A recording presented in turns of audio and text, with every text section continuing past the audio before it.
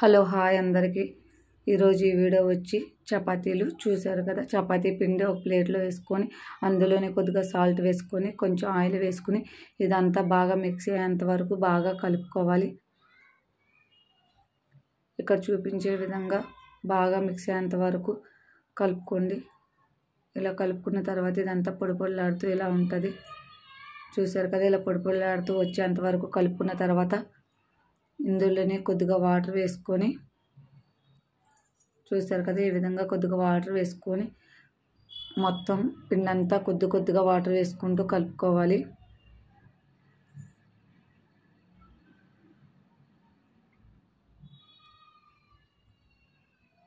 ఇలా మొత్తం పిండి అంతా ముద్దలా కలుపుకోవాలి. ఇలా ముద్దలా కలుపుకున్న తర్వాత దీన్ని గట్టిగా ప్రెస్ చేస్తూ నొక్కుకోవాలి. చపాతీలు బాగా వస్తాయి అప్పుడు. చూశారు కదా, ఈ విధంగా బాగా కలుపుకున్న తర్వాత కొద్దిసేపు ఒక 5 నిమిషాలు పక్కన ఉంచుకోవాలి.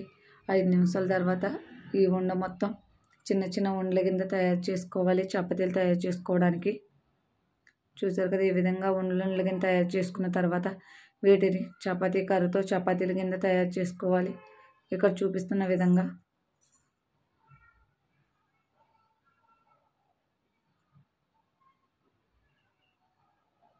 చూశారు కదా, ఈ విధంగా చపాతీ తయారు చేసుకోవాలి. అన్ని ఉండలు కూడా ఈ విధంగా చపాతీలు తయారు చేసుకుని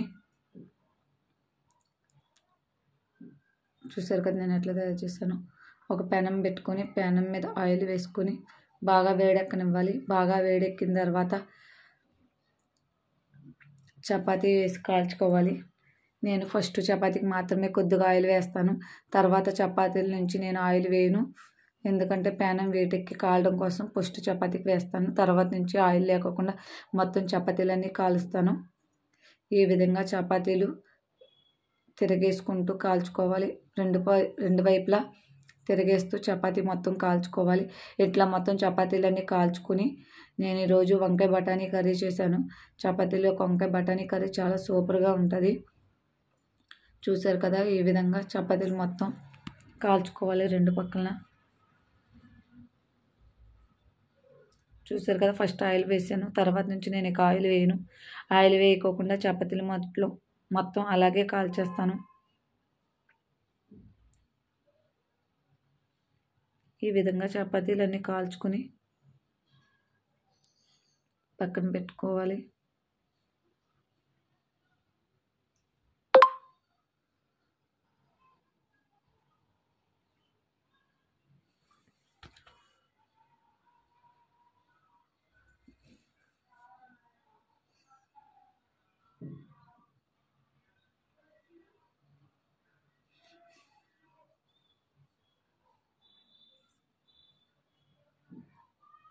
చూశారు కదా, మొత్తం చపాతీలన్నీ కాల్చేసాను. ఇందులో వంకాయ బఠానీ కర్రీ కూడా వేసాను. Okay, bye friends.